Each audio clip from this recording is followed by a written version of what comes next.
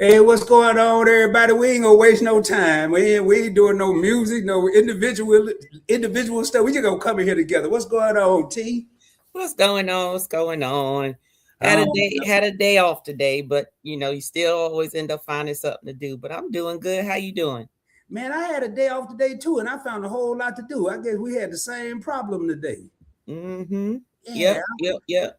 I If was y'all like, notice, I'm in a new, not a new area, but TJ got the basement on lock. He got Lounge 4092 on lock today, looking at the games and stuff with some company. So I'm stuck up here in the bedroom. well, I'm in lounge timeout in my little timeout quarter. I call it studio now, and I got the game on too. So I get me, I'm vibing with everybody there. Uh-huh. But I Yep, don't yep, even like yep. neither one of them teams, so I don't care who win. And man, it's just been a crazy day though. I just feel like I've been sitting here all day just doing admin and I was thinking, we talking about the kids versus then, and now I wish I was a kid today because I'm like, man, I'm doing too much. Well, you know what? No, it's not about doing too much. The difference is no different than, like our parents. It's all about how you grew up and what was available. I actually think, and you not that far ahead of me, so I don't know why you feel like you doing too much because you know what it's like to not have the technology and then working in the technology is just a matter of how much patience do you have in order to learn new things. And so after a while, I know you'd be like, look, I'm not trying to use all that brain power. I'm trying to coast out and just get into heaven in my last days. I understand, but gonna have to keep up because if you But don't T, keep I'm up, using more brain power with all this technology than I was when I had a big wheel and all you had to do was pull up that brake and spin around. I wasn't using no brain power. Now I gotta today. I did one post. I gotta send it to Instagram. I gotta put it on Point Blank Travel and Point Blank this, and then I gotta go to TikTok. Then I gotta go to Facebook. I can't do what I did over here. Hell, I'm wore out. I'm like, man, I'm here. well, I'm breathing all hard. I'm like, boy, it's been a well, long day. I put it to you this way: just like it was back then versus now, anything that was invented or anything it came from, there got to be a better way to do this. There have to be uh, uh, um, a less labor intensive way to get this done, and so you have to keep the same mentality though. You still got to think about, okay, if I have to post to all these platforms, is there an app or a program where when I do post it, it will go to each of those places? You know what I'm saying? Where all you got to do is create it one good time and hit it, and it's going to send it to wherever it go. It's out there. You just have to find it. You just got to, it got to hurt enough for you to figure that out. So Well, that's usually what I spend time doing. maybe I find one of today's kids to help me out because I'm sure they got it Hey, on lock. yeah, you can do that too.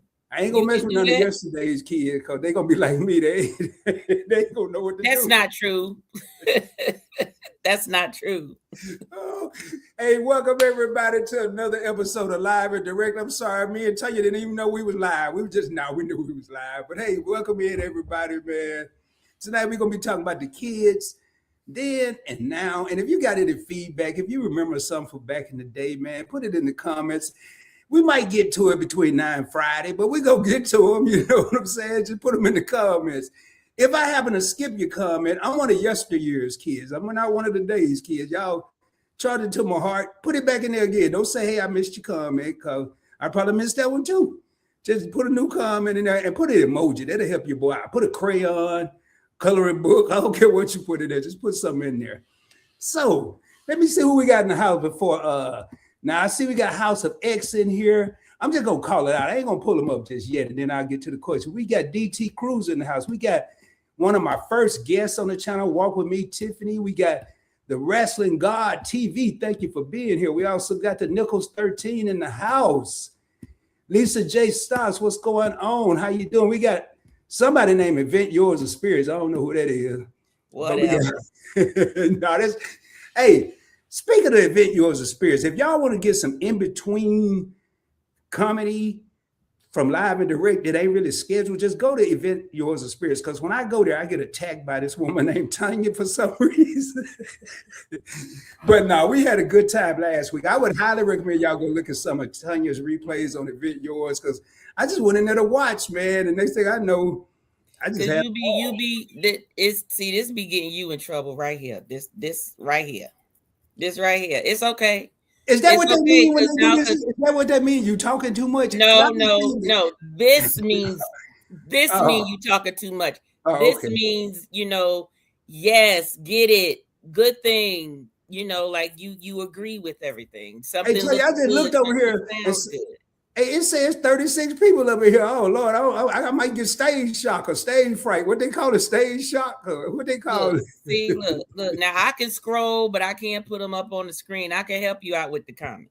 Yeah, help me. Hey, Fats and Tree. We got JX33, JX3. Hey, y'all, charging to them hard. We got, hey, Tasharia, what's going on, man? Hey, all y'all. Yo, it's your boy Leo. Hey, it's too many of y'all. Griffins. Hey, everybody. I'm just going to do it like that. Hey, everybody. Because we got to talk about these childrens. And if you know what I'm talking about with childrens, you know I'm one of yesterday's kids. Because that's like old school term for children. We're going to talk about these children today and the ones of yesterday and how maybe you think it's different if you're yesterday's child and if you over 18 and you're today's young adult. How was it different? Could you go outside? Did you come home when the street lights came on? Or was you are nowadays they're already in the house. They ain't got to worry about the street lights because they're in the house all day long. They don't even go outside no more. I mean, I just want to know what y'all think. That's what me and Tanya want. Well, that's what Rob want to know. Tanya might want to know something else. But what y'all think? T, Well, what you think, man? What's going on well, with your I, kids? to What's the difference? me, I don't know. Me and hubby, we debate a little bit about you know how tight to hold on to the kids today and when to sort of let them fly, right? And I grew up in the era, Generation Xer here. I grew up in the era where the only way you learned was you just had to do it. Now I do feel that nowadays I just felt like, well, maybe I wouldn't end up with a lot of bumps and bruises had I at least had a little bit of supervision, like let me do what I'm gonna do, but let me know, hey, you may want to stay away from that, or hey, whatever. But back then it was just like, hey, I'm going to work. I see you when I get back. Don't open the door for nobody. And don't you go outside, or if you do, you need better be home by the light when the light come on.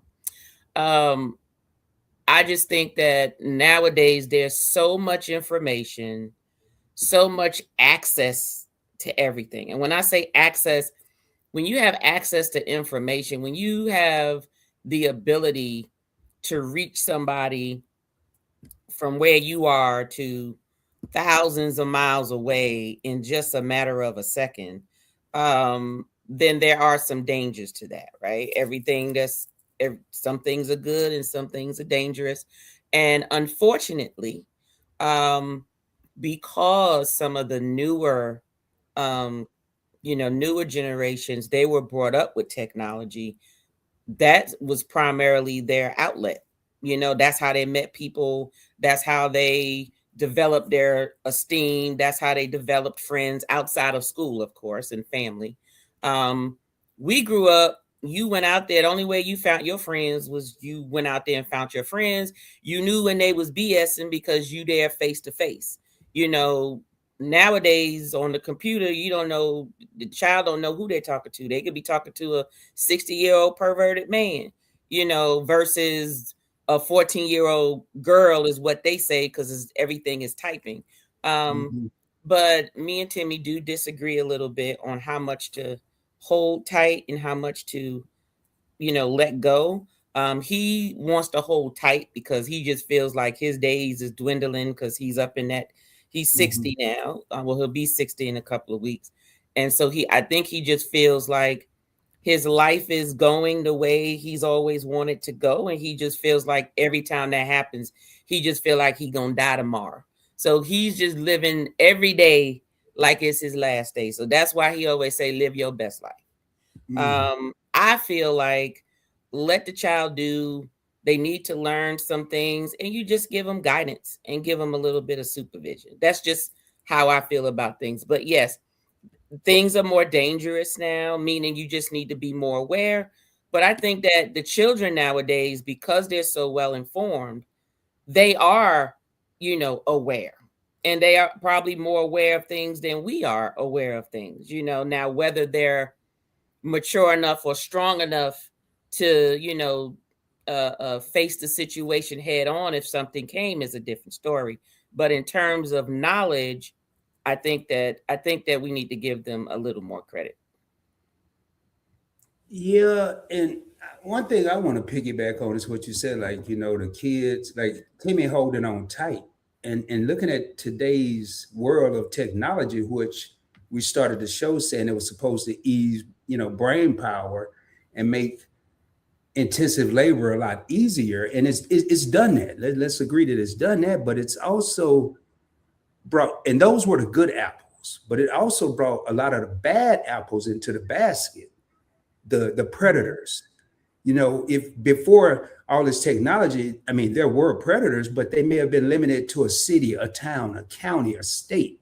Now they have worldwide, not nationwide, but worldwide access. So, or when the kids used to go outside and play hide and seek and ring around the roses and some of them games that I don't want to name on the channel, hide and go, what the rest of it is. But when they could go and play that, and there was somebody in that neighborhood was watching those kids. Somebody had their eyes on those children that were out there playing. Now it takes a split second. That same child that used to play hide and seek may be in the back of a van with no windows, getting ready to be part of a trafficking thing. So Right.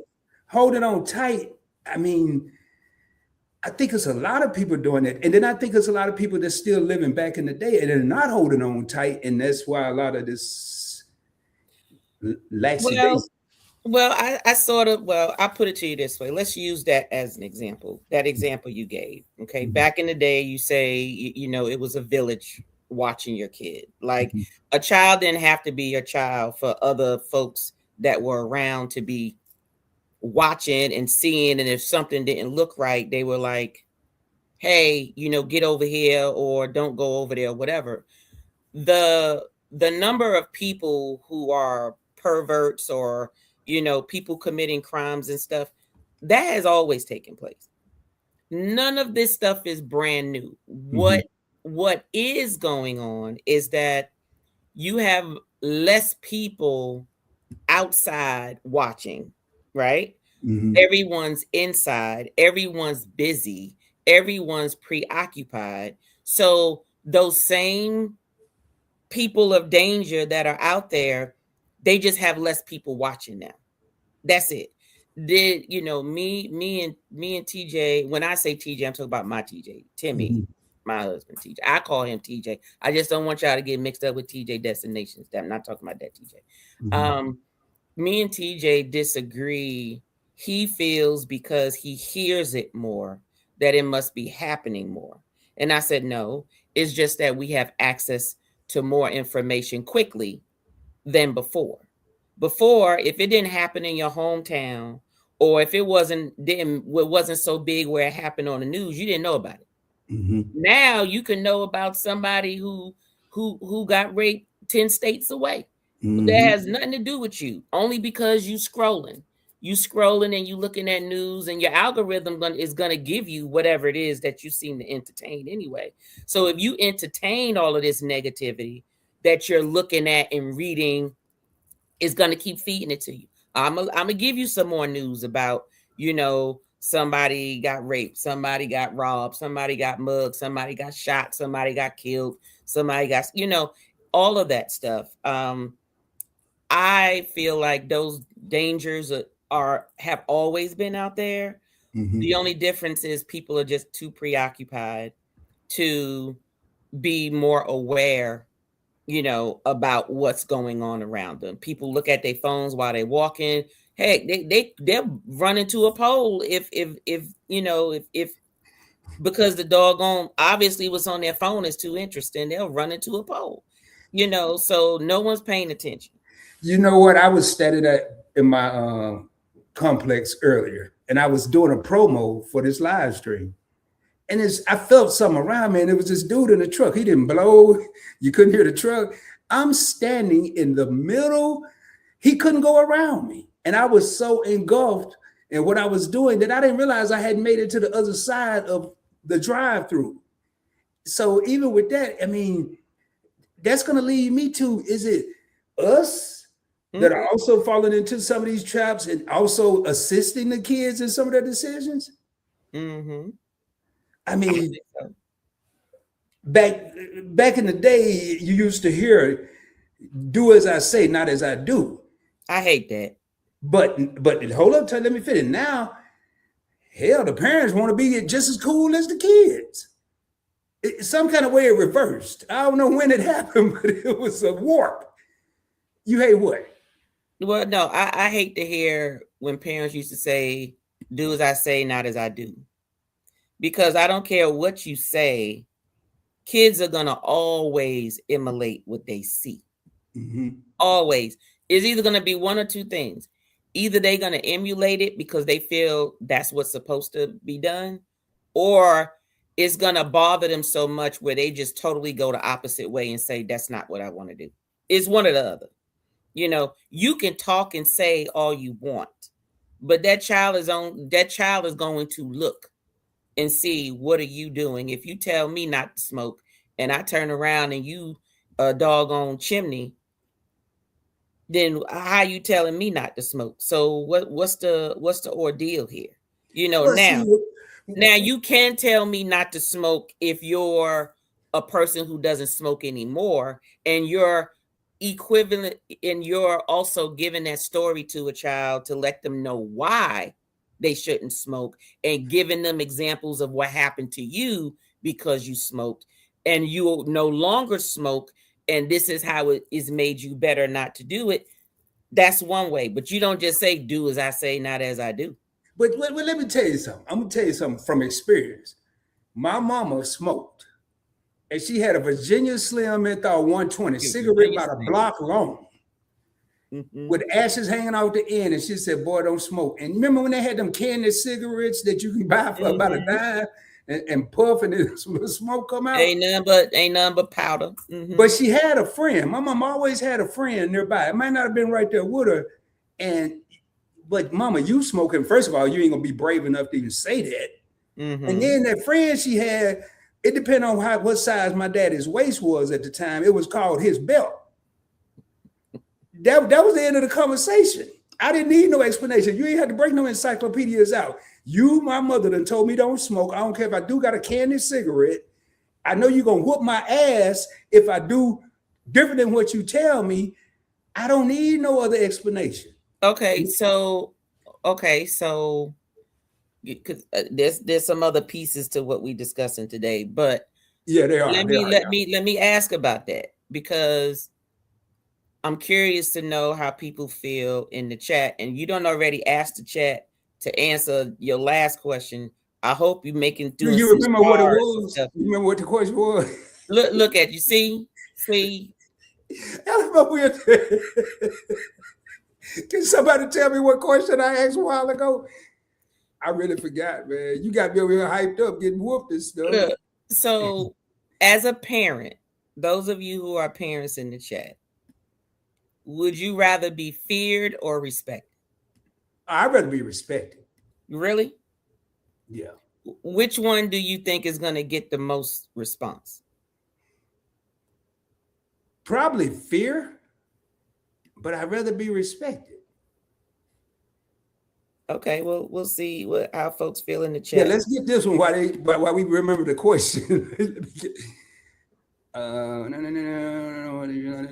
gonna go down and start at the bottom. Kids don't know about the. Well, yeah, there go one talking about the kids don't know about the belt. See, ain't nobody answered the question. So, respect or fear, ladies and gentlemen, which one would you rather have? Would you rather be feared or respected? I choose respected. Because sooner or later, if a person's scared of you, maybe they'll get to the point one day they're not scared of you. Okay, now, yes, but I think that everybody there are things that we don't do in life, and people say is morals, right? Mhm. Morals are things that make you cringe regardless, right? Like no one has to tell you. That's what morals are. You just have a natural instinct. There's a part in your brain, a piece in your brain. I don't remember the name of the part of your brain, but it has different sizes in different people. That's why you have people like when you look at serial killers and they're able to do some of these heinous things and it doesn't mentally bother them. There's a part in their brain that is much bigger. But it's Most supposed of to be little. it, I mean, it all depends on what's going on in your mind. But Technology ain't found no way to shrink that. no, I mean, they can remove it, I'm sure, but there's something. a part of your brain that has a bigger tolerance, like even people in the military who've seen a lot of killing, right?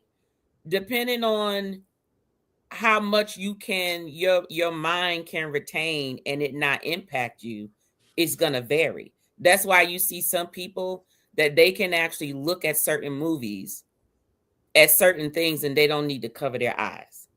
Like if you want to see somebody get their body sliced up and chopped up in a grater and you don't at least flinch, I'm just saying it just Oh, means you got a higher tolerance for it. that's when I go get some popcorn.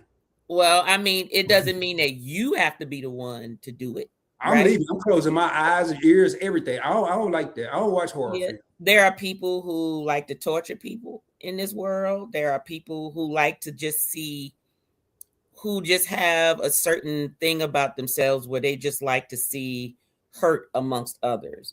And that's just the way it is. But you have to have some form of a fear. Okay? Fear means it's something, there's a repercussion, there's a consequence that is keeping you from doing that act.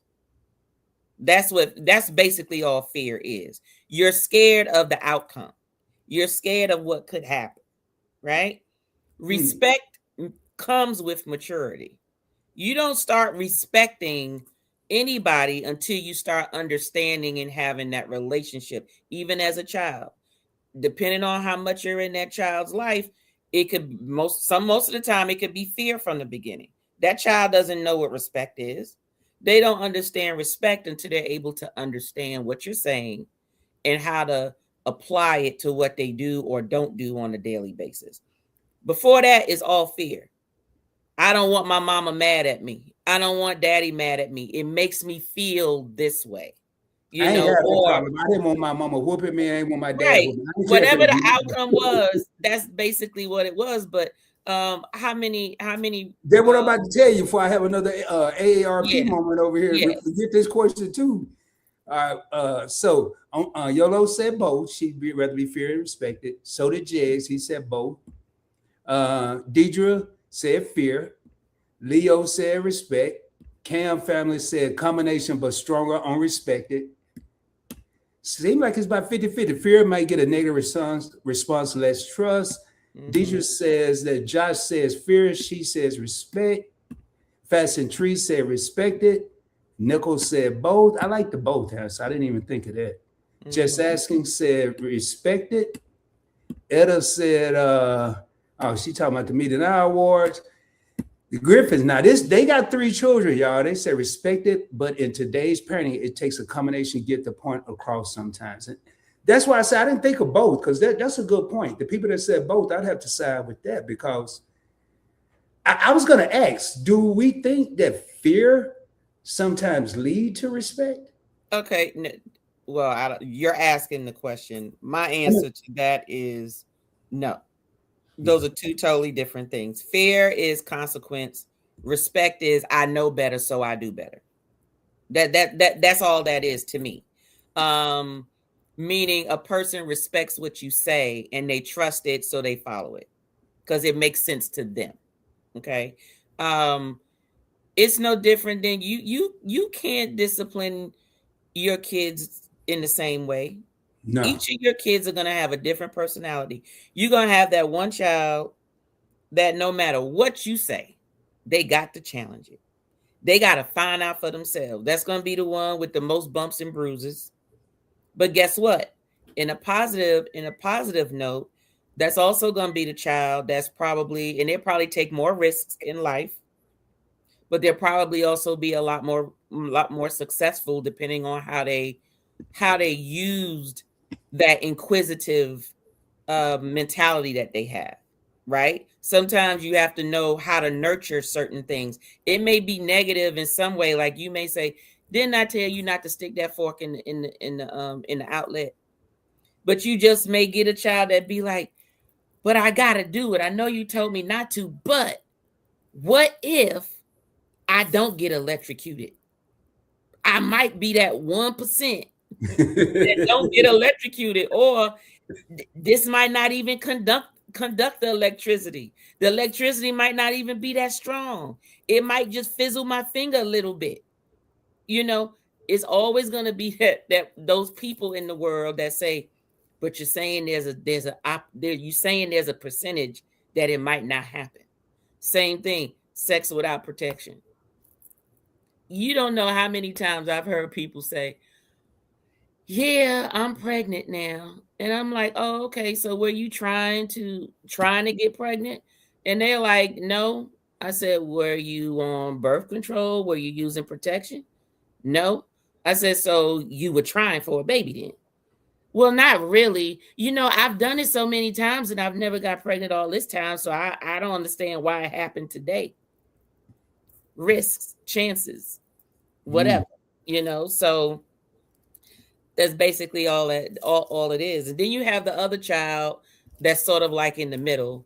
That's like, I'm gonna evaluate and assess this risk first. Is the outcome of this risk gonna is gonna hurt?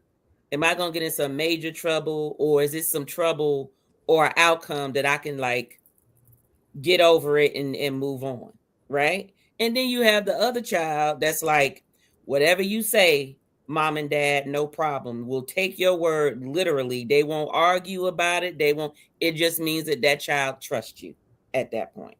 So you can't address kids the exact same. I don't care what it is. There's no, you can't manage people, whether it's at home or at work, the same way. You can't all your relationship with your friends are different because there's all different personalities, and people who you live with in your house, whether they're your sister, brother, uncle, cousin, auntie, grandma, granddaddy, children, doesn't matter. Everybody is going to require a different level of you, to whether it's to communicate or deal with certain things, because some of them you're going to have to cuss out. Some of them you just gonna have to be assertive, and some of them you just gonna have to say, "Hey, let's sit down and talk for a minute." That's basically just how it is. I want to pull this comment I just had up from DT Cruz. There's some I'll start now, and I had a question I wanted to ask too. My mouth got me into so many whoopings, always questioning my parents, and going back to raising children differently. I agree with that, but I wonder, and I'm just thinking about the black household being raised as a young black male.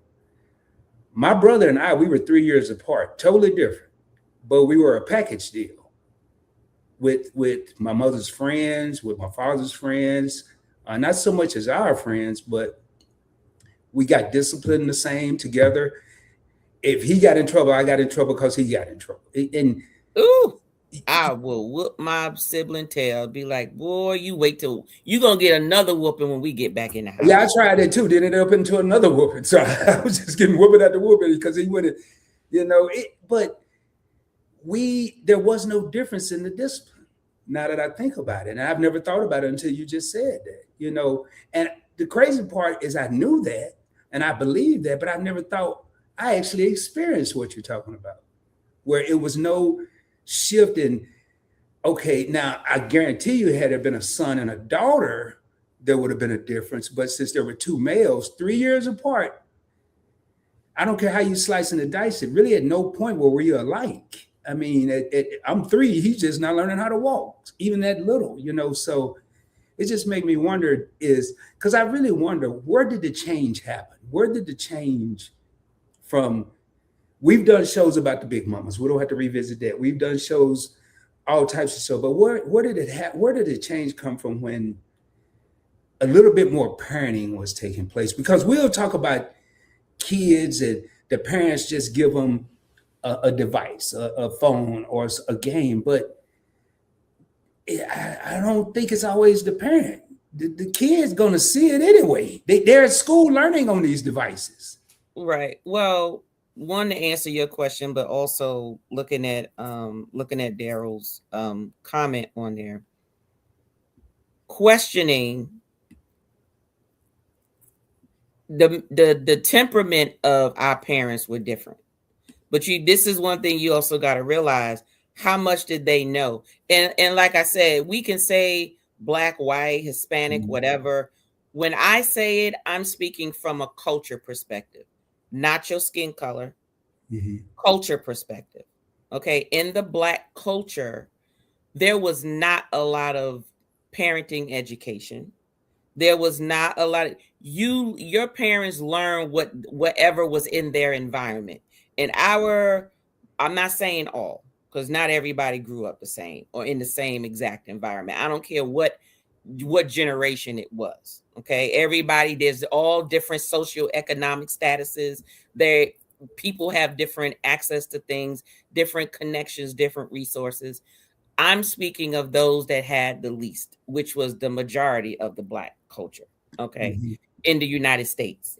Can't speak for the other countries because it may be different. But they're learning from whatever their environment was. So if they grew up in slavery, right? Who was teaching you? Who was teaching them? All they saw was, we need to survive, Mm-hmm. right? You need to listen. Don't question me, because you just have to trust the fact that I'm telling you what you need to do.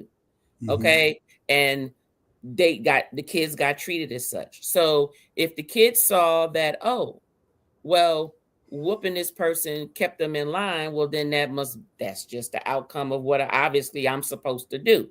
Right. Not realizing that, okay, there is a mental aspect to this. You might not have to whoop everybody. Right. Um, they may have sold whoopings in the slavery days, but some of the owners, some of the masters, that's all they knew, because it was more about dominance and a little less about, did you understand? They Mm-hmm. could care less if you understood. It was, I need you to understand I'm in charge by whatever means necessary. Okay. Mm-hmm. So generation, it keeps going. That's what people are seeing until you see different. When you start getting access to more information, when we start learning more than what our parents knew and seeing something different than what our parents showed us, that's when you start seeing switches in the generations. Because when you know better, you do better, right? And to me, Mm-hmm. I just feel that every generation should do better. I think that there should be a balance of, a balance of the good and a balance of the bad, meaning, I'm your parent. I don't want to see you fall, but there's some instances where you're going to have to bump your head a little bit, because obviously that's the only way you understand. You understand Mm-hmm. what I mean? So that's where I think the shift is. And that's why now parents don't mind being questioned. I think the issue comes into how the kid questions you and when, right? So Mm-hmm. when you start seeing that, it should be, you know what? I think me and you need to talk about when it's time for you to question me. Don't question me at this particular moment. But if it's something that you don't understand, there's a way for you to articulate that to me. And then basically there's a time and a place for it. Okay. And that's something you also have to teach kids, because there's going to be times where when I say do this, if I don't give you an explanation, that means I just need you to do it. And trust me, I will explain to you later, because you might be in a life or death situation. If I tell you get down, why? Now you get shot in your head because now you in crossfire or something, because I saw something that you didn't see. You know, there's a time and a place to ask why and to get more information, because asking why, to me, I encourage that with any child, because the more they understand, they'll make better decisions on their own when you're not around. If you just tell them don't do that and you don't tell them why, now they're gonna get with their friends and their friends' parents, and they're Hmm. gonna poison them and tell them what the reason why they feel. And so now your child is developing whatever information that's been shared with them from them. So Yeah, I wonder too. Like, I think part of the shift, did it come from technology? And what I mean by that, I know when I was growing up, it wasn't just the mother; it was the father as they were transitioning into probably their 50s, mid 50s. They mhm. were taking more of a the style of dress may started changing, the way they did things. The grandkids came along and they moved into a different role. With technology now, and what I mean, not just men, not just women, both, it seemed like everyone's not trying to accept that transition into older age. And I'm 56, so I'm right up there with them. I'm not separating myself from anyone. Now everybody seems like they're going backwards. Like, technology, I don't care if it's a facelift, a butt lift, or whatever kind of thing. People are now are trying to stay younger. They don't want to accept even the names. Nobody, man, it was either Big Mama, Grandma, Mama, whatever people called each other back then. Now it's a whole different term. G Mama. It's got to be hip. It's got to be cool. It's got to be young sounding. I just wonder. I'm not saying it did. I really don't know where it changed. I listened to what you just said, and maybe I'll never know. But looking at some of these comments, and like corporate punishment at school was real prevalent in the South when I was growing up. I agree. It was detention when I left the South. I couldn't imagine a teacher hitting my child in today's world. And that goes back to what I said. I want to see what Tanya got to say about that, because I that. think I mean, it depends what you call corporal punishment, because I mean, I can't say that. Okay, I did grow up in my younger years of school where the teachers were allowed to take a ruler and hit you on the inside of your hand or Yeah, whatever. somebody That just was said. right. They weren't whooping you, tying you down, and giving you a whole blown out whooping. Now I don't know. I mean, words were, some of those religious schools back then, that corporal punishment was a total different thing. I don't know. I never went to one of those schools, but just from what I have heard or whatever, like them nuns whooped you a lot more than just the regular teachers. um but I can say that back then, those teachers had a lot more respect from those kids. Um, but also back then, the teachers were also much older, so they were also much wiser than the children. Nowadays, you got a younger generation, and some of them they're probably still growing up mentally, and you want them to oversee some other children who are probably what, 8 years, 5 years younger than them. Mhm. That's their peer group, so the kids may look at them and go, I don't need to listen to what you're saying. You my sister's age. You see what I mean? So Mhm. I don't know, but I think that there's a little loss in the respect from children, because some I just think that the way people are using, you know, uh, allowing a child to speak their mind and, have some sort of a free will and a little more freedom and a little less strict. I just think some people just went way on the other end. Like they just said, you know what, everything that my parents did to me, I'm just gonna do totally opposite of everything, not realizing that take the good out of that. And then Mhm. whatever's bad, then you leave that alone. But you don't just totally just disregard, because you can't say, oh, my parents was just everything they did was just bad. That's not true. That's not true. Yeah, I I'm looking at these comments, and I'm saying that, like, you, because you asked the Wish question, it wasn't corporal religious. punishment. And I grew up in the South, and I experienced both. Now, there was a process. The ruler and the yardstick. They had a yardstick. Yeah, it was the 3 foot stick. Yep. Yeah, Hmm. a yardstick, and that was in the classroom. Yes, it was. If you graduated to that paddle, you was in the office. You wasn't in the class. And Yeah. I agree with whoever said it was a 2x4. I don't know if it was a 2x4. I never got a chance to measure it. No, she said it was made from a 2x4. I thought it was a 2x4. Damn, what state was that? Let me make sure I don't never go there. But um, one thing, my mother was a executive secretary my whole young childhood. She was at the school in the school system. But parents back then, now I just heard two different things, read two different things in these comments. Parents back then were notified that they kids were about to get paddled. Hmm. Now it wasn't a beat down, it wasn't an all out just kick their butt in the office. It was a paddling, and it was a witness. And I not once heard my mother say it was a parent that said, "Don't do it, please don't do it." They did ask the question, "What did my child do?" And when they heard what their child had done, let the paddling proceed. And then you will get a second whooping when you got home. I mean, that's just how it Yeah. worked when I went to school.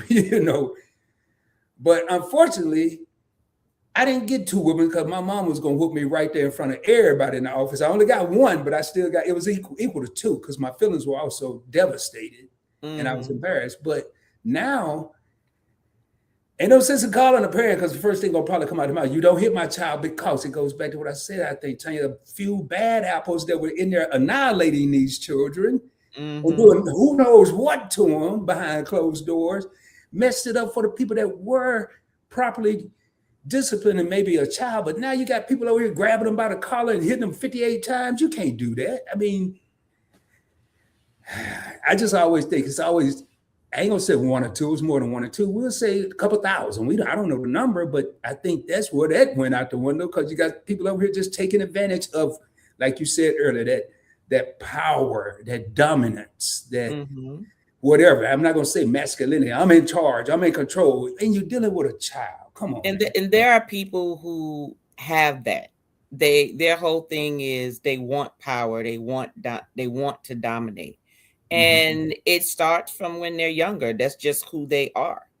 And you're going to get teachers, you're going to get parents like that, you're going to get bosses at work like that, you're going to get cops like that, you're going to get doctors like that. I mean, you're going to get people that want to say, hey, I have the power, and they will abuse their authority. Yes, Mhm. they will. There are people in the world just like that. Fanny said that paddle was awful. And I want to read Cruising Capers because I do want to add to this.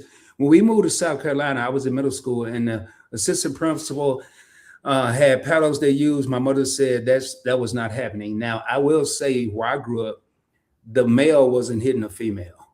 They were Mm. going home. I mean, that I agree with that. I mean, I'm not a chauvinist or anything, but they didn't call a female in there to paddle them. Not that I remember. I think they just got the parents got called and they got disciplined. The parent may come up there and do whatever.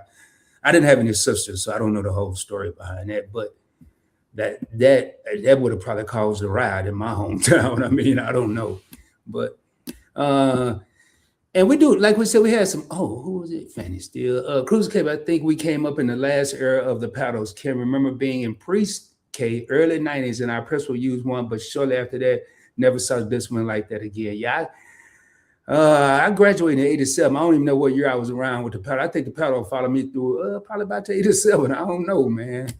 But I know it was some big dudes in my class, so they wasn't really trying to paddle them. And end up spoiling the child, then don't know which way to go. Yeah, then the child raised the parents. That's now. What do you think, Tony? Do you think the children? Do you think they're raising the parents now? Okay, so yeah, so let's talk about some of the differences of before and today.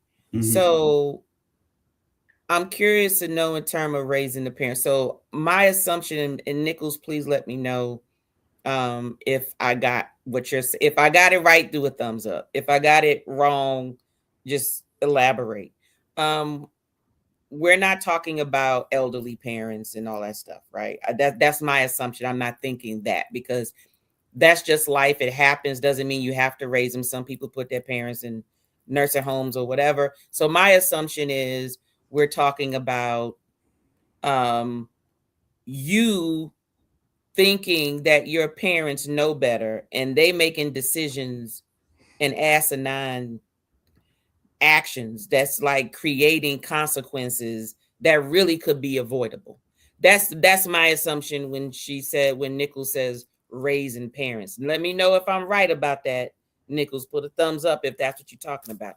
Because let me tell you, Lord, Lord, Lord. You know, all my life when I was growing up, and let me put it to you this way. I think that okay, let me I'm gonna get back to that answer, but I need to say this because it adds content to my answer, what I'm gonna say about that.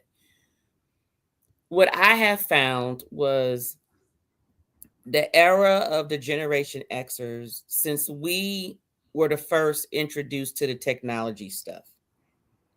And we grew up with the old way, remembering how it was before we got access to the World Wide Web, right? Before we got access to all this other information, all this other education, all this other knowledge that we would never have known about unless, our parents told us, or we were around people or resources that shared that information. And most of us didn't go no further than the state that we were in. So that would have been a limited number of people without the technology, right?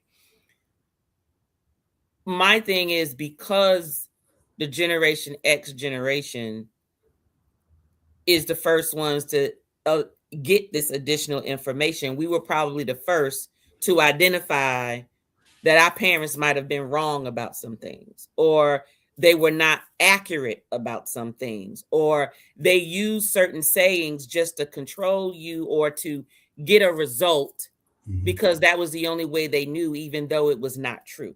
Like they would say things to cause fear in you to keep you from doing whatever it was that they didn't want you to do. They would also do things and we wouldn't know that it wasn't right because that's just what they're doing, right?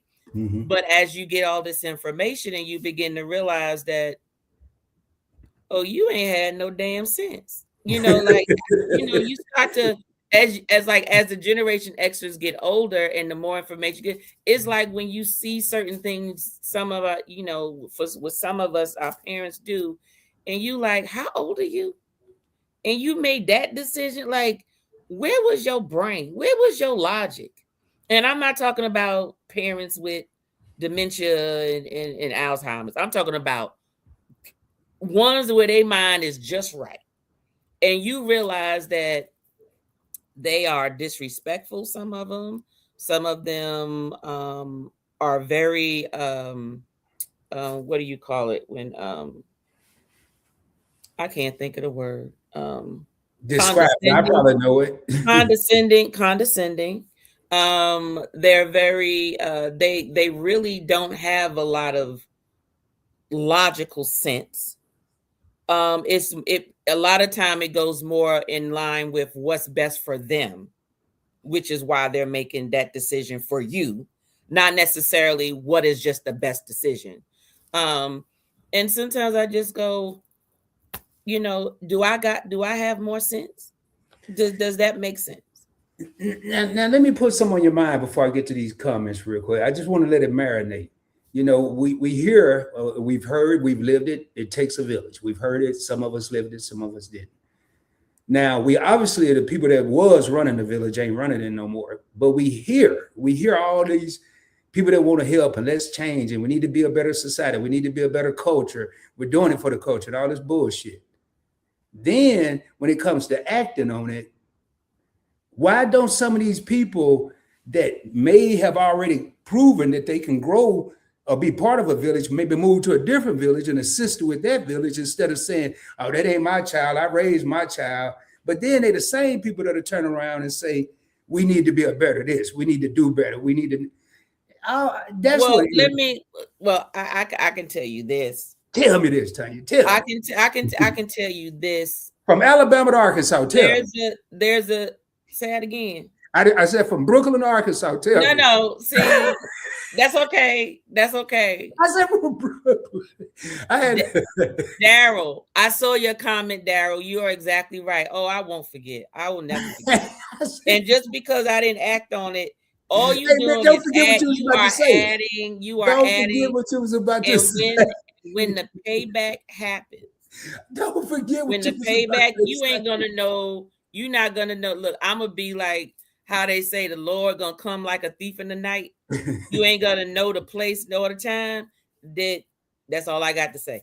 So I feel that I am a bit selfish, right? And Mhm, some Gen Xers are, because we are usually very responsible. We're going to take care of what we're supposed to take care of, right? What I don't like is when other folks are clearly making decisions and they have the knowledge and those decisions are not working for them. It's not my goddamn job to get you straight. You right, need to do like I did and get yourself straight. right. Okay. Now, my expectation is that it may not be me, but maybe my child in her generation will begin to help others, um, because they've had the opportunity to where they don't have to be selfish. They Mhm, grew up with probably everything that they needed. They grew up with what they most likely wanted, and they have the option to actually they actually have options. I didn't grow up with options. It was, this is all you could do. Do it. You want to eat, this is what you need to do. There was no, oh, I need to find myself, I don't know, which curriculum do I want in school or whatever. Uh, Me going to school, it was like, I need to make this money. What is it that I can do well to go out and work and make this money and go into a profession and make this money? What is it that it comes natural to me so it won't feel like as much work? Okay. But our kids have options. So they're the ones that's more likely going to do like what you said. Let's go to the other village with the less fortunate and help them out. That's fine. I'm trying to live my best life. I'm going to take care of mine, and I'm going to Well, help you out as long as you're not taking away from me continuously doing right, what I need to right. do And for I mine agree and my with that. legacy. I agree with That's that. all I'm saying. You got, and I ain't talking about helping the people that just don't want to help themselves, but I'm thinking more these younger people. Like, and I want to. So, hey, remember, make me remember this. Help me remember this. Make me whatever. But hell, I forgot what I was going to say. No, really. No, I mean there are two 8 year olds yelling at the parents about what they want, and the parents would do anything to get that for their child. That's what she meant when she said the children are now the parents. We're going back to Oh, that. okay. When you Yeah. use the word raising, I'm thinking Mhm. you was trying to say like we're invoking knowledge that we think that they should already. Okay, so I read your question wrong. Um, no, that's just the parents are just pushovers. Well, see now I got to play devil's advocate. Are the parents pushovers, or in some cases, did those parents maybe grow up like some of us that didn't have as much, Yeah, and they want their kids to have? yeah. And so the kids are acting spoiled and I mean, throwing it's got to be a tantrums cutoff point. You because can't get them. the parent enabled that. They instilled that in that child. That child probably hasn't, those two 8 year olds probably never heard the word no, or wait, or not now, or what are you going to do to come up with half of the money? I'm Mhm. just saying. That now that right there is evident of the parent. Okay, when you see these kids, unless the child has a clear mental issue, a chemical imbalance, or something like that, and you see these kids acting like that, trust me, just monitor the parent. Just monitor the parent. I guarantee you, the parent is enabling it. And guess what? And in some cases, you might have a strong-minded child, and you just got a bitch ass parent. Like it's a parent that's just naturally a pushover, and the kids just got more. Like, hey, all right, well, I can get over because mom ain't got to say nothing. Dad ain't going to say nothing. No, this sometimes that happens too. Kids have personalities. And if kids from as a baby, kids know what is going to get the response that I need. That is what I'm going to do. And all you got to do is show them. You can ask my daughter. Just, I'll be doing a live that includes my daughter soon. I haven't talked to her about it yet. Oh, wow. But also probably my sister and my niece and stuff to talk about their views about us as parents and vice Mm, versa and like that. mm. Because you be surprised at your child would be the best person to tell you about your parenting. You might think you are the best parent in the world, and that child will come up. And I'm talking about a serious conversation, right? We're not talking about when the dynamics is just crazy. Okay, I'm not talking about that. But the average household, you get a parent to be like, "Oh, I am the shiznit when it comes to this," and then that child will come out and say something, and you be like, "Ooh, oh my gosh, I didn't realize that." And it might not even be nothing that you even think was bad or it impacted them. But then they'll come up and say something and you'll be like, ooh, I need to, okay. You can, and guess what? All you can do is apologize. Or you can say, okay, how can I not allow that to happen again or whatever? And then sometimes it might be things you can't change. It might be something you could have said to a child at one moment and it stuck with them and it is what it is. So you know I mean, people always say technology. I think it's technology. It's also expansion. I mean, and some of it is technology, some of it's not. Like when we were children, and you said we're not that far apart, you had limited options of things that you could right. get as a child anyway, for as far as toys or stuff to play with. Now, with the expansion and technology, there's so many different things that kids have all these options. I remember, and I'm a little different, but I remember you could get $1, and we know that times have changed. We all got that. You can go to the store with $1. You can get a 25-cent bag of Cheetos, a couple of Chico sticks, a pack of Annihilators, and some penny candy. Come back home and you was gonna get killed by your parents. But I mean, you had a whole Halloween thing full of candy. Now, I saw a candy bar the other day. I was at a gas station in Texas. The candy bar was like $3.79. It was a king size, but I remember when that was $1.25. Mm-hmm. So the expectations through an expansion of items and things that Yeah. are available to these kids. I mean, now you got little kids talking, I don't want a regular sandwich, I want an organic sandwich. Man, if you don't organic your little butt away from me, you gonna get this regular sandwich. You know what I mean? Well, but if that's the way their household does, then that's what it Well, their is. parents better pack a lunch because we ain't buying no nothing. And guess what? And guess what? And that is true. But then you'll also get those parents who feel that you need to provide those options. Just saying. What? I'm saying there are parents, if they raise their child like that, they have expectations that everywhere their child goes, they need to provide those options as well. Well, I'm glad I ain't on the number one on the babysitter list because I'm glad I ain't really an Right. option for nobody. So I mean, it's true. I put you. I okay, and I know this is one little thing off this subject, but about expectations. It doesn't matter where you are in socioeconomic status. A lot of people say, "Oh, it's the rich people who expect all this stuff when they go places." I had a homeless person tell me that they don't eat meat.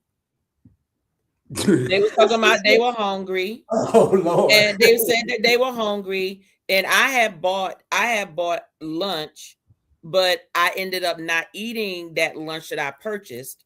They had like something at the job, so I was taking it home to eat it for dinner. But I I hope I'm still talking. See, they done got Tanya because she over there messing with the homeless people. saw it I on, ain't in the catch you car back. and whatever. So I go to I'm talking about a whole meal. And give it to him, and he saw that big piece of salmon at the top and everything, and he said he don't eat that. Okay, Well, well, guess what? I'm like, give me my delicious bourbon glazed salmon over some nice mashed potatoes and some asparagus. I'll take it home and eat it. I'm like, well, I'm sorry, can't help you. Thank you. Well, well, can you give me one and no? maybe he had an episode where he tried to eat something like that, and it messed him up because he's not accustomed since he's homeless, and he only get other stuff like burgers and fries or something, and not salmon and mashed potatoes and asparagus and croutons and oregano Let and all me of let that me stuff. let me say this. Don't mess with you. If I'm homeless and I need to eat, and someone gives me something that is pretty much where if I'm around other homeless people, they will probably want it or whatever. We can exchange. If someone else got something and I guarantee you one of the other homeless folk probably would have saw that and was like, what? You turned that down? You could have gave that to me, and I'll give you this doggone salad this lady gave me. You can take the salad and give me the doggone meal. He could have done Yeah. that, Yeah, but it was a way to do it. And to be honest, at the end of the day, I'm gonna call a spade a spade. He didn't care about what kind of food you had to do. Probably wanted some money for drugs. I'm just gonna yeah, be, I'm pretty sure, yeah. but I try not to. Well, I mean, like you did what you did. You took the food, maybe gave it to someone else that appreciated it. So, No, some people, I took my guy. Once he said he looked at it, he said, I don't eat meat. I was like, fish either? No. I said, okay, well, sorry, I can't help you. And I rolled on and I gladly warmed up my food in my oven when I got home and ate that daggone delicious dinner when I got home. Sure did. I mean, hey, I don't blame you. I'm gonna jump in these real quick. Instead of saying no, we can't afford that at this time, or just saying no, it's some children that are not used to hearing no. So true. Big Murphy's in the house. I'm gonna skip some of those. I did have a couple more here. Reaper said that freedom of speech is huge in the USA. Thank you, Martin Luther King and Rosa Parks. Uh, Hey, Reaper. Glad to have you in the house, Reaper. Miss Nichols, I have a relative that's in college. They're not used to hearing no. They act out so bad because their parents says no. Be ready to fight the parent because they're so used to their parents making it. In my opinion, Making it happen, basically. I'm pretty okay. sure she probably missed the word happen at the end. Yeah, she But did. It's right there. It's right. like I said, it's kids are accustomed to what they're accustomed to. I don't care what nobody say. Let me tell you something. I think that all kids, no matter how neat or dirty the parent is, all kids go through a phase of having a junky room, right? But let me tell you something. There's a big difference between my room is junky sometimes and my room is nasty. Okay. Chances Mhm. are, if you get a child that keeps a nasty room, chances are parents nasty too. That's all I got to say. Okay. So when you look at a child, look at the parent. What is the parent enabling? I'm not saying that the parent is exactly like the child. What I'm saying is whatever behavior the child got going on, if the parent is not correcting it, is gonna prolong itself. My daughter, she'll tell you, which is what I was trying to say last time, and I forgot it just that quick. When she was little, she'll do something. I popped that hand or whatever. I made it to where she didn't want to do it again. And it only took one time. I ain't never had that problem. Like whatever each problem, and maybe it was only maybe like, and she was a very good child. I just want y'all to know that. A very good child, and she's still a very good and respectful child too. Um, Now she's a respectful adult now. Um, she, maybe three things she tried. Like she tried me three times in her young life, between the age of between the age of 6 and well, no, between the age of 4 and the age of 10.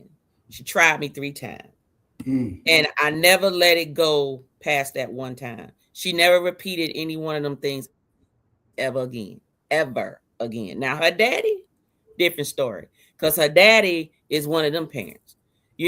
Oh, okay, okay, or whatever. Still to this day, if Well, she asks, see, it don't matter. He gonna do now. She don't, she's not spoiled. She's not gonna, but she knows who to call when she wants something. When I've already said no, but but what she'll do is she won't come to me. She just go directly to him, and I'm like, mm, whatever. I said, because at the end of the day, um, when it's time to say no, I'm just saying it's gonna be no from me. it's a lot of comments in here, ladies and gentlemen. I am going to pull up a couple of them that we have starred here. Uh, and I may go backwards, I may jump around. My children would always hold conversations with us about stuff in general that would be deep sometimes. And that's how my mother was. And to be honest, as a child, especially, it was conversations that really my father should have been having with me, not my mother. So it was extremely rough for me. It was embarrassing. It was like, why am I even talking to my mom? I mean, I'm thinking this. I couldn't say this. Mm-hmm. And it was, we had deep conversations, but some of the roles should have been reversed. And Fuller Life Now said, "Hey, everyone just came in 5 minutes ago. YOLO, you're funny. You are definitely right. I wish your mother would. We old school parents over here. We'll knock you into next Yeah. week." And I've heard that several times. And Mr. and Mrs. Nichols said these kids can be 2 to 8 and older. They see it in the stores. Little 2-year-olds yelling at the parents. It starts young, in my opinion. And going back to, you use your scenario. I remember my youngest daughter. I spanked her once in her life, one time, and I ain't never had to do it again. But it was reversed. She fell in the clothes. We were in Marshalls. I never forget. Fell in the clothes, leg it's hanging out. always a it's always a A public issue disaster. with the daughters and the daddies for some reason. Had a leg hanging out. One woman, oh my God, what did you do to her? I was like, all I did was tapped her on the butt, man. And she's screaming and hollering. I'm like, I never touched again. I said, you ain't never got to worry about me. Because all I could see was going to jail over some mess. And what she was doing was taking the shop cart, running into mannequins falling all over the store. And she was about 4 or 5. And so Okay, it just, but guess what? Guess what that was. Who does she normally go shop? Did you always take her out shopping? her mom did. There you go. She know how to act with her mama though, right? I want to know, how old was she? By You said five. 4, By 5. 5. Why wasn't she in the cart? Who? Your 5-year-old. Why was oh no. She was pushing. She wanted to push it. I let her No, push. no, that's the problem. I You knew you was say, gonna turn this around if on me. I you knew the thing it. is, if you can't drive this buggy, without crashing into things, you're going in the cart. Like That's a how the like a like conversation. a bait. Like, see, this is the mentality. You're gonna get in the cart like the baby girls are, like the baby girls do. You want to be treated like a big girl, act like it. Well, that's what I tried. That's what I got the shopping And cart. then what she do? She get the yelling, screaming, No, crying, and that's you when don't I want to tapped hear on it. the butt. That's when I tapped on the butt. She fell in the clothes. Half the clothes came down. The leg was Because hanging you hurt out. her feelings. Because you hurt her feelings. You'd be surprised how I kids heard sometimes some. be more hurt at the fact that you got mad at them. It's a little less about the tap. It's a little more about, I made my daddy mad. I made my mama mad. And that is enough for a child to just wallow wallow in kids like, she would have got another one when she got home for just embarrassing me like that. Not from me, she wasn't. I was scared straight. I ain't never whooped her again in her life, ever. Ever. She scared me so bad I won't even whoop her kids. I ain't whooping. I'm out the whooping game. But I saw something else in here. If y'all have any more comments, now it was one thing I wanted to cover real quick, Tanya, and I probably don't need to be because of these comments. But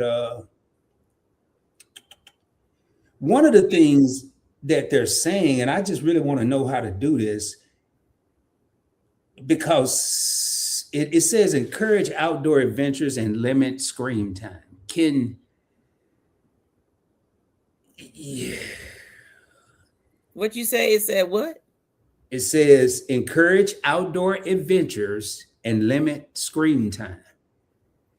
Can Oh we yeah, teach? you mean get them out. The whole purpose of limiting screen time is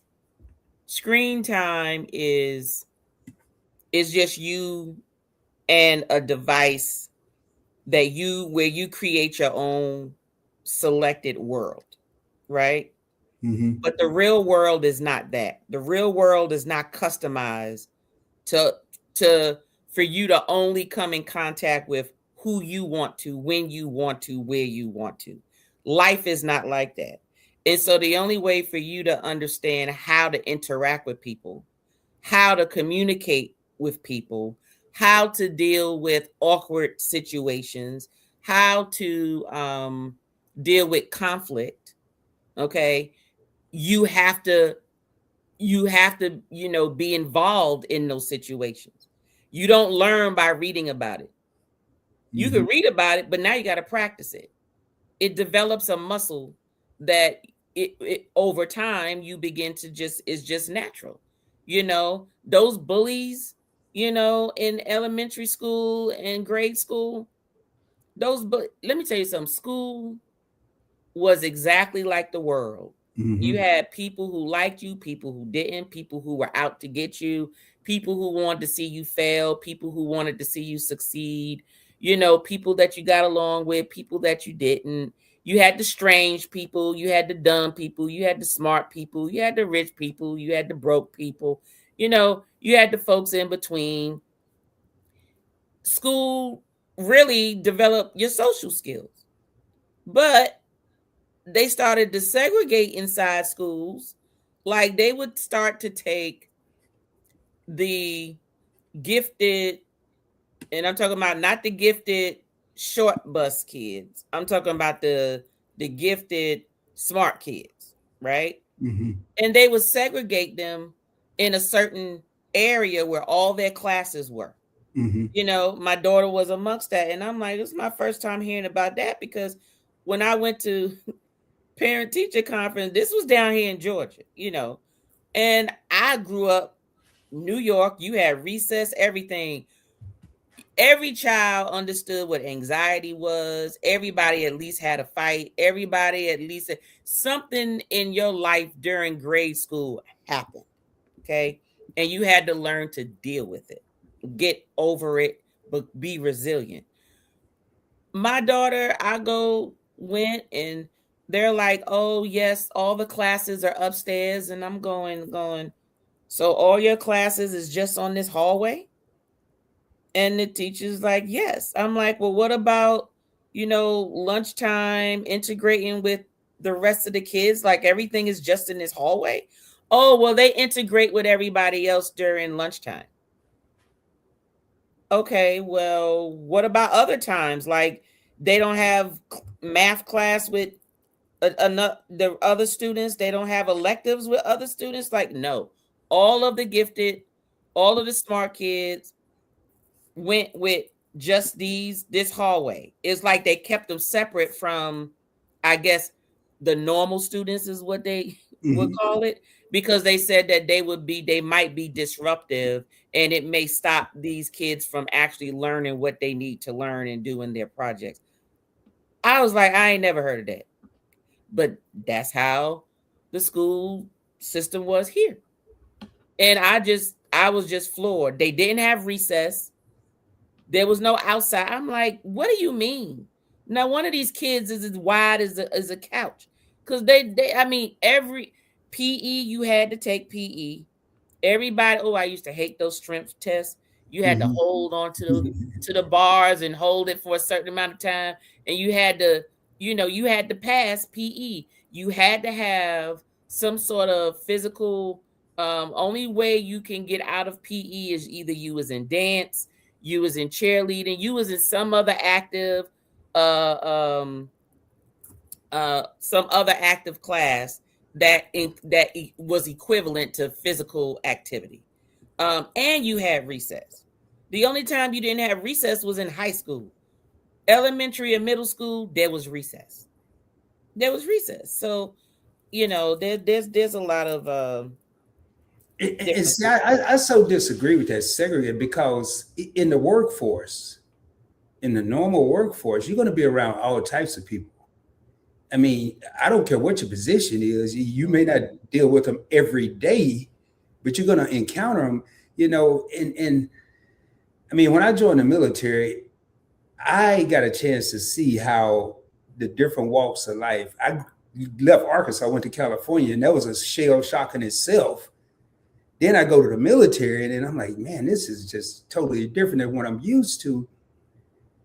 And it took a lot of adjusting. And if I could go back, one thing I would change from where I am now, as say seventh grade, I wish I would have been a nerd from then on, because wanting to be cool, I missed out on a lot of what I need today and what I needed 10 years ago to prepare for retirement, to be knowledgeable on finances, to want to learn this, to want to learn that. So when you say a nerd, you're not saying be a nerd. You're talking about just not be cool. I shouldn't have been as cool, because I was very intelligent. I was a National Honor Society Student Council president, but I wanted to fit in. Oh, okay. I wanted to be part of the in crowd. So I wish I would have, when I say nerd, stayed part of the not in crowd and been in the in crowd now. Why you couldn't have done both? Nah, it didn't work like that. Tell you, not in Arkansas, we wasn't that skilled. I had two group of friends. I had friends that I cut class with, and I had my friends who we all kept each other accountable for making sure we did our schoolwork and we did those tests. But see, and that's another thing. I wonder how many kids, like, I didn't really have to study. I could look at some stuff, memorize it, and go and blow a test out the water, unless I wasn't interested, like chemistry. I didn't care about that. I didn't care about no geometry. I wasn't going to be a carpenter. So I had issues with those classes. But social studies and all the rest of the stuff, Espanol and all that, I look at it an hour before the test and knock it out. But that became such a crutch that it could have destroyed me. And it did. It made me lazier and lazier and lazier over the years, until I got back to being mature enough to want to learn again and not be so cool or fit in or whatever. So, right. Yes, touch your toes, Game Master.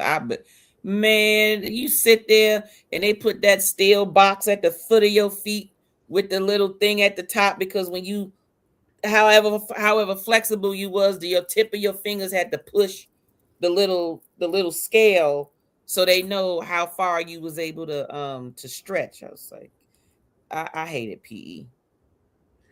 Somebody said earlier about excuse me, back in the day, how they actually, I'd have to find it again, right here. What do you think about that? I'm your parent, not your friend. Although we can talk, joke, and tease, don't forget who you're dealing with. That's right. I agree with that. I totally agree with that. And somehow there's a disconnect, because it's like the kid can't cut the switch off and say, okay, I know I'm joking with you, I'm having fun. And when I was growing up, I didn't joke with my mama too much. She wasn't a joking type. I mean, she just wasn't. So if I had that opportunity, I'm going to joke and laugh, but I still knew who not to mess with. Right. At the end of the day, so.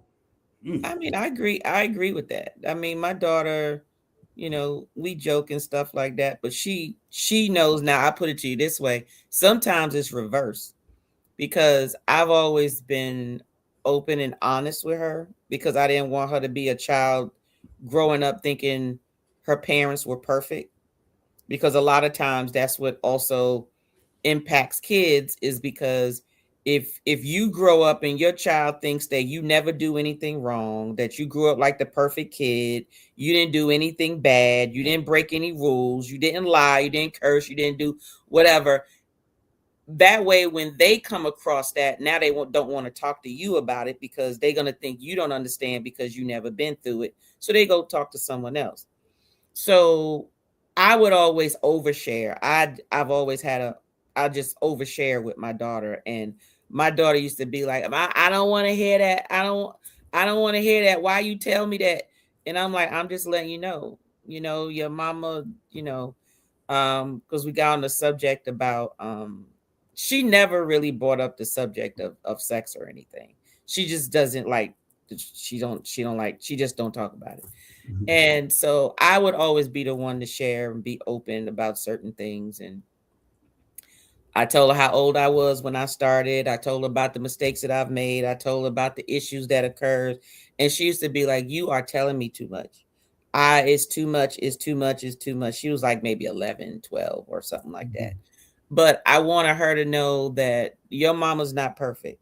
So don't think that you have to be perfect. But the reason I'm telling you this is because when I'm telling you about risks and things of that nature, you know you're hearing it from someone who understands, who's Mhm. been through it. That's just like, I don't need someone telling me about, okay, I use an example. Don't tell me about how to get good credit if you ain't never had bad credit and got yourself out of bad credit to get back to good credit. Mhm. What can you tell me but what you read about if you've never Right. had to go through it? You understand what I mean? So Exactly. I just think that people, not saying that a person can't do that. I'm not saying that the information is incorrect. What I'm saying is people are more apt to resonate with people who actually been through what they trying to talk to you about in terms of how to get out of something. Yes, it's You hard know? to be relatable. That's why Exactly. on Points Blank Travel, I often talk about going from a 547 credit score to an 800. It not only it's relatable, just like now, even on Investing with Rod. That's why I'm rocking the ball caps and the t-shirts, because why am I going to go up here with a suit on and a shirt and tie talking about investing $5? The two don't go together. That's not Right, right. relatable. That's not, that's not relatable. I mean, I'm gonna. I mean, I don't know what I paid for this hat and this shirt, but I tell you what, it wasn't no more than $100. So Right. a person can relate to that. But I'm over here with Gucci this and Louis that and Rolex this. They may well just switch to another channel. This dude here, he ain't real, you know. Right. So it's about that relatability. Now, going back, it was one thing here. How long we been on here? I just want to make sure we're not going too far. It seems like we've been on longer, hour and Well, 22 we've minutes. been on a hour and a half. We got just a couple of more minutes. Couple more minutes. Couple more minutes. One of the biggest things I think that differs was two things that differs from kids then and kids now. But I'm gonna morph into adulthood. I'm Mm-hmm. gonna spring forward into adulthood. Face to face interaction and the intelligence. I mean, Mm-hmm. you have children now. I don't care how much they go to school, they can't even write in cursive. But is it the Mm. child's fault? A lot of those teachers can't write in cursive either because they're getting younger and younger. Right. So is it the child that we the parent? The kids are spending 8 hours a day with the teachers coming home for 3 or 4 hours and then they're getting ready for bed. They're spending more time in school than they are at home. Mm-hmm. I say all that to say face to face. You could take a cell phone and destroy face to face communication and intelligence with one little device. I can't even understand today's language. I got to look up SMH and BRBs and all this other stuff. There's a whole other language they didn't create it. People Well, over they there. didn't. Well, they didn't create that. You remember shorthand? I ain't never took no shorthand. No, you didn't. But you said your mama was an My executive mama didn't teach. secretary. My daddy wasn't gonna let my mama teach her his sons no shorthand. We was No, gonna no, be no. football I'm players. saying your mom, I'm sure, used shorthand in her profession because Yeah, back then the secretaries, you typed, you had to take shorthand because when the boss needed you to write or type up something, you had to write it down and you didn't have time to write the whole word out. Otherwise, you wasn't going to get everything. So there was little shorthand, also known as what the kids are using today. yeah, but Acronyms, a bunch of acronyms. Actually, is your mom alive? no, but we Oh, use acronyms in the Navy. The Navy is built on acronyms, but it wasn't no AF. well, you know what it means.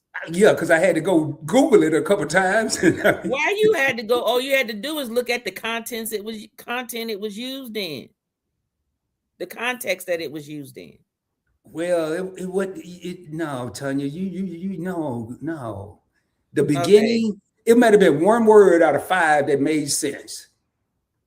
BRB on be fleek. right back. Well, you got a young child in the house. Yeah, I mean a young adult. A I young did. adult. She didn't teach me this. Well, you hipper than me then. Look, are you sure you just a few years older? You Yeah. sure you ain't older than Timmy? Because Timmy be 60 on the 17th. Now I know it now, but I had to study it. Lord have mercy. But then again, but I put it to you this way, because you wasn't in there. Now acronyms do mean different things depending on where you're using it. So I get it. So yeah, you did have to look those I up. mean, we use acronyms for everything, and it wasn't simple stuff. It was, I mean, it wasn't like college level stuff either, but everything had an acronym to it. I So mean, okay, so you mentioned cursive.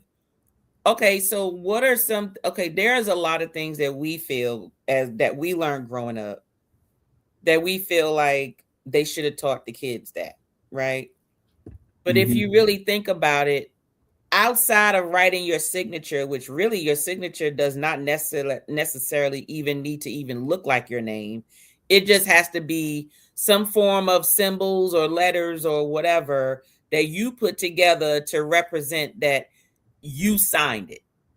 Because there's some people whose name is Samuel, and all you see is a S and a AM and a squiggly line.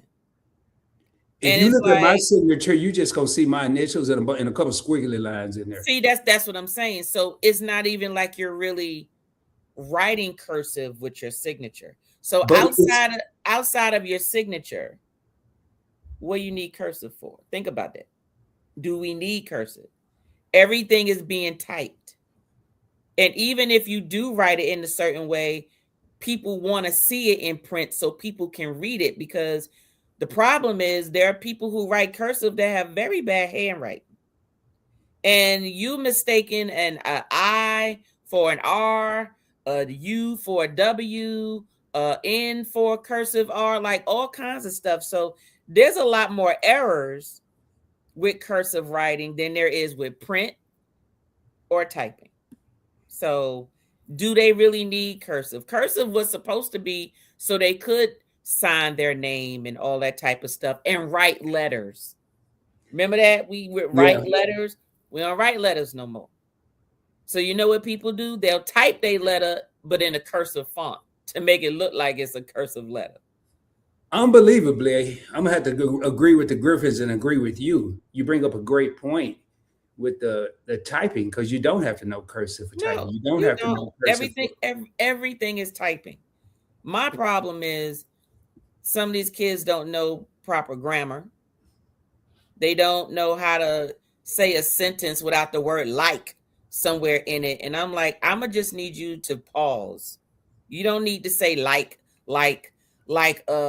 and then like, like, no, I don't know. Stop asking me, No, I don't know. So basically communication seems to be deteriorating because of the typing and because of the texting versus talking to people.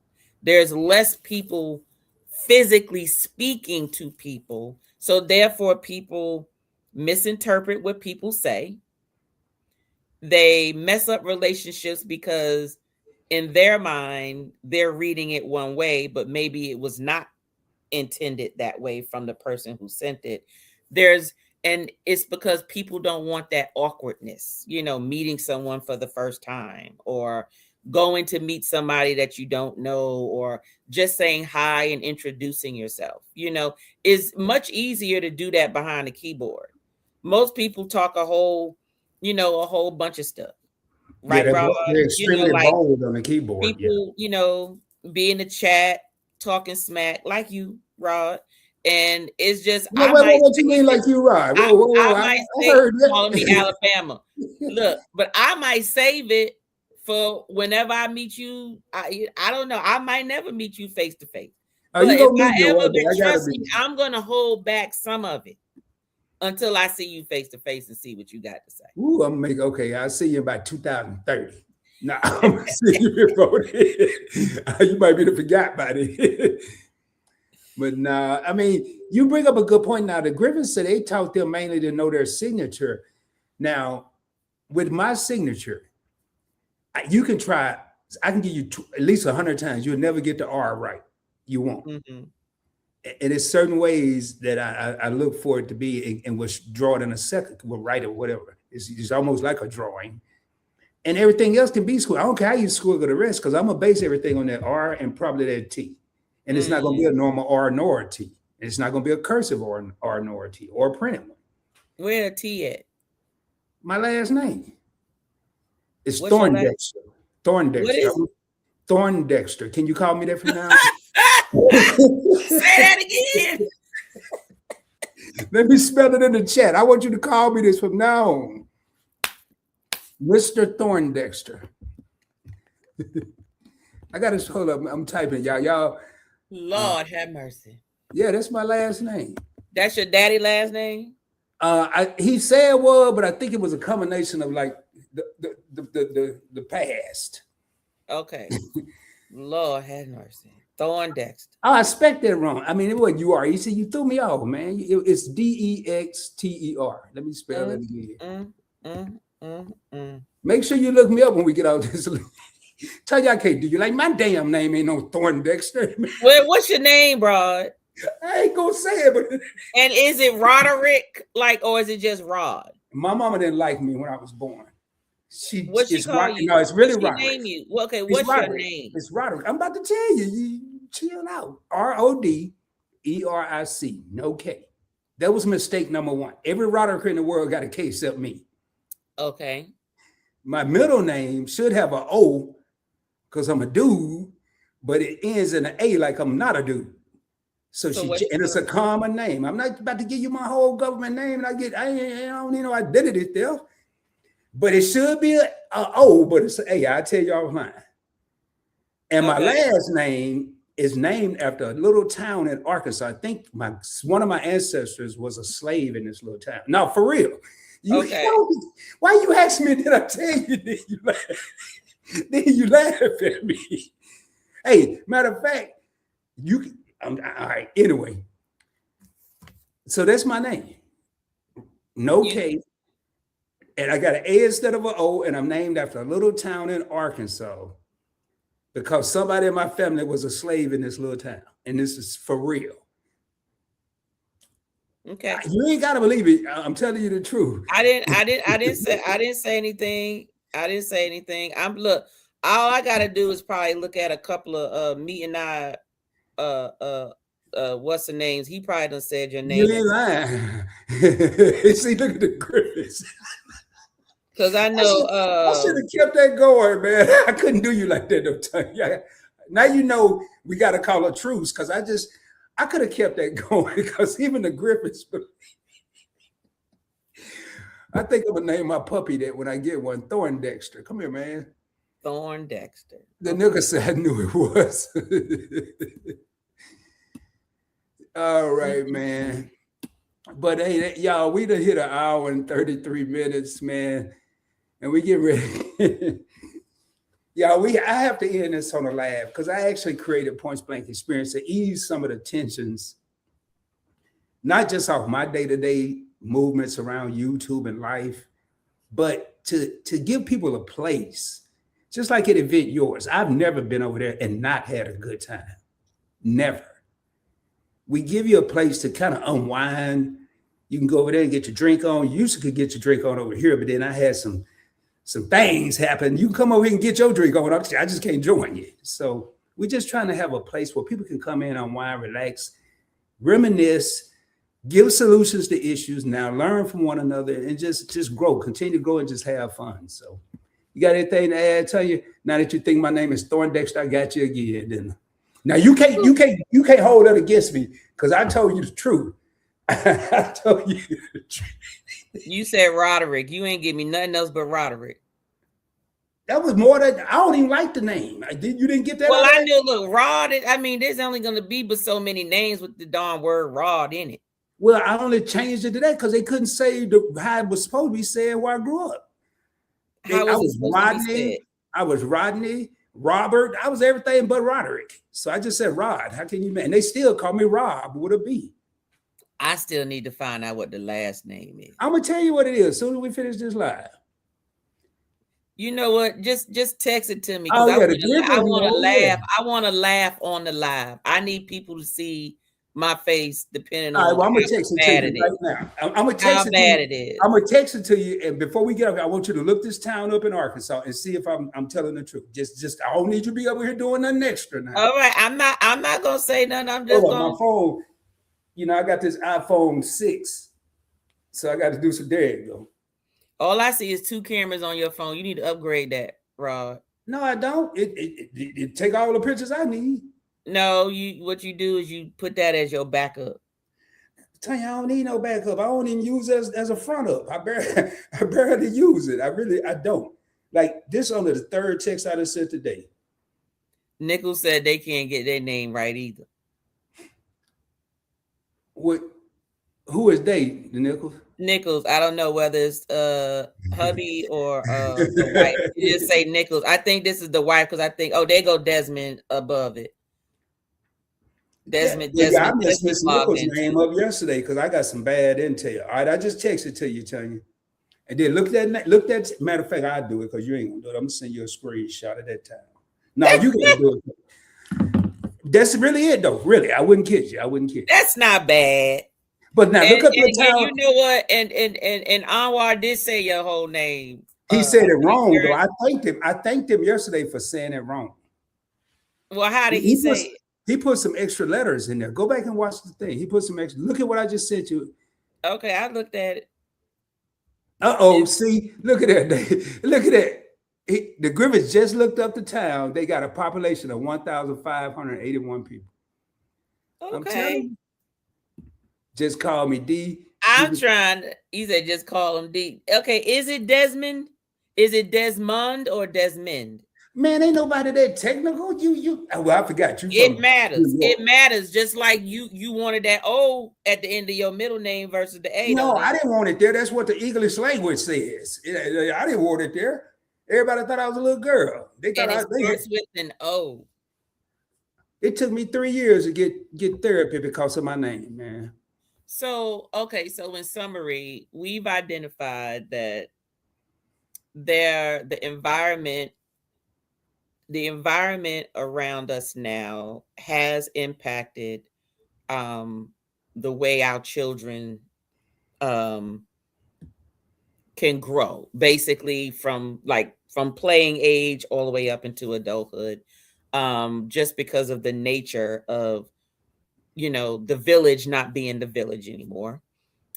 We've identified that they now have a lot more access to information and knowledge, but with the acknowledgement that they are not mature enough in the mind to process and utilize that information. That's where the problem comes in. Okay. That I see.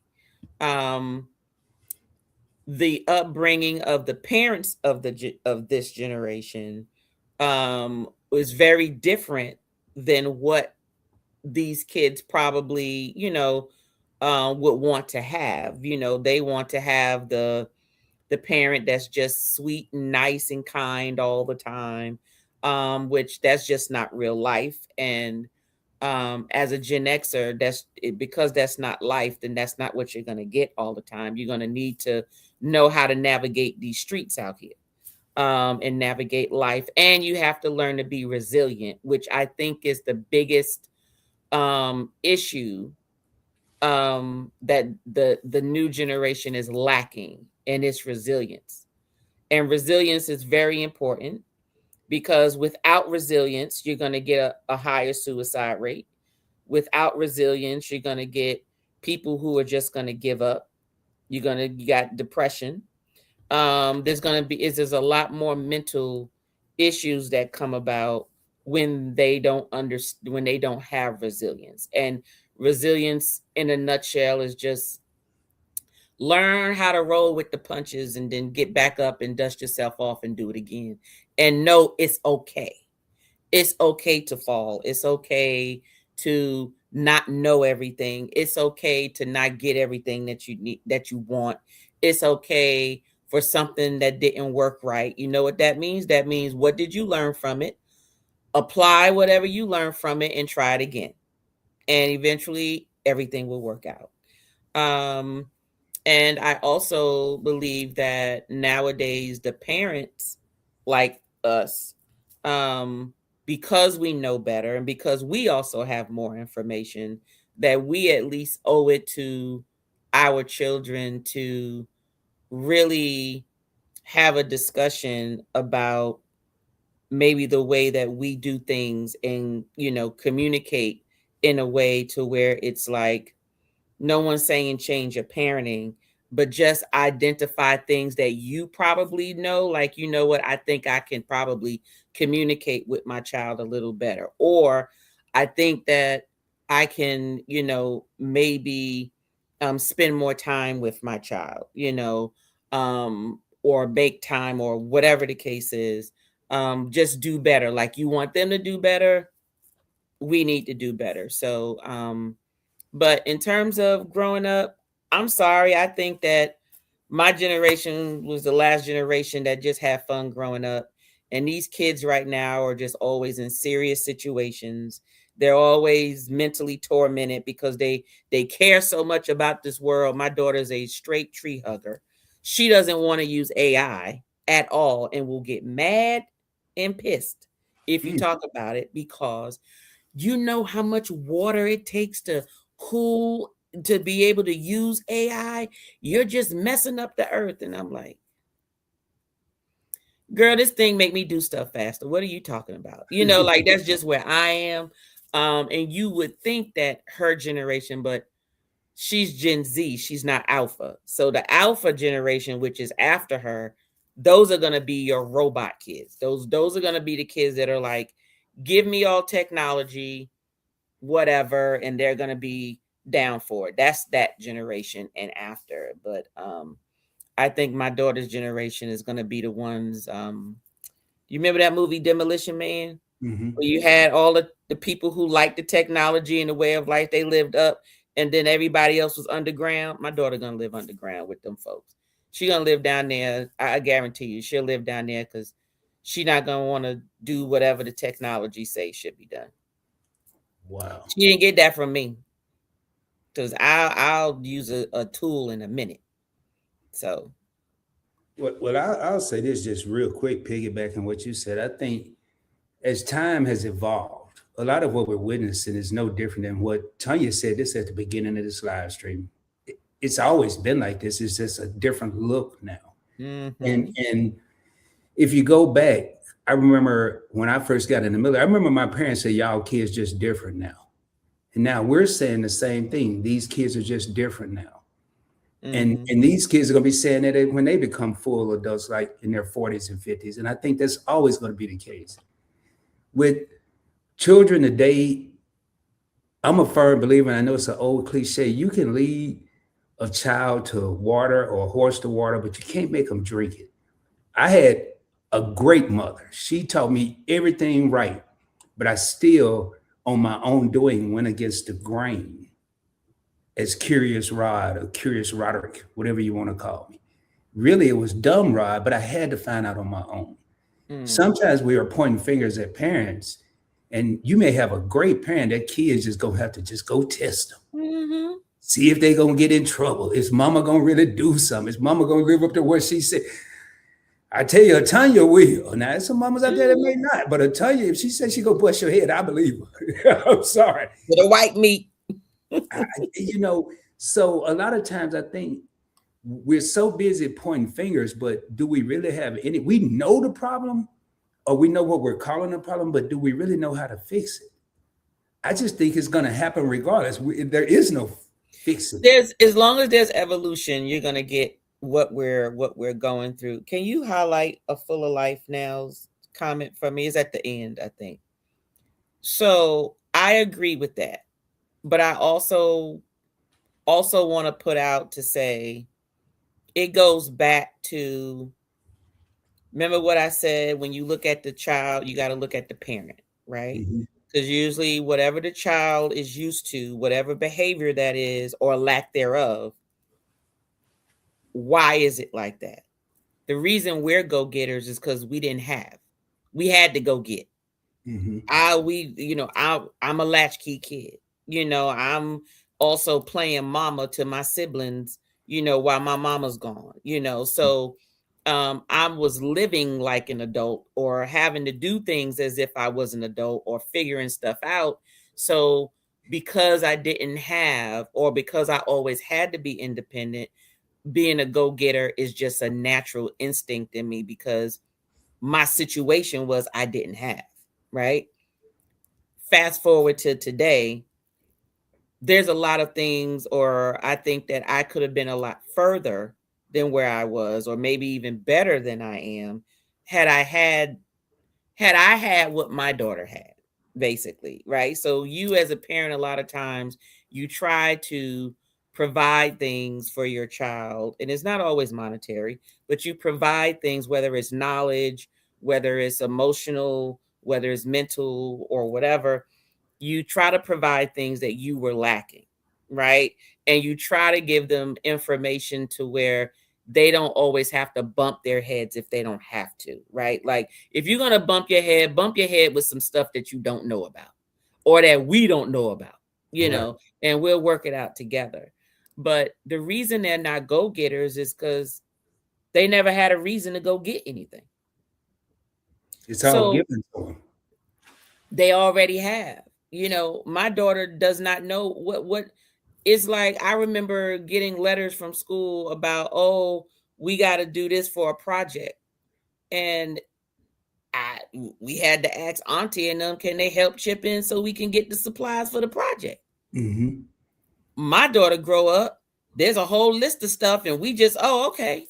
And we just go to the store, get it, and there you go, and you got it. There was no ifs, ands, buts. There was no question. There was no, do we have it to get it?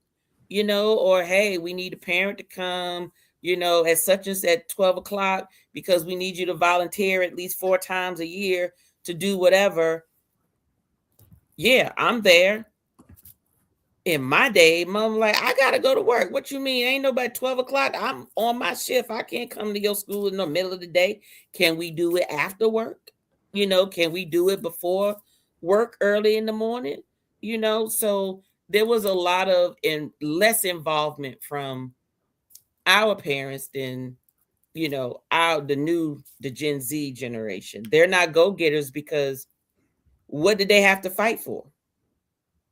They didn't have to fight for anything but that damn phone. And And that's it.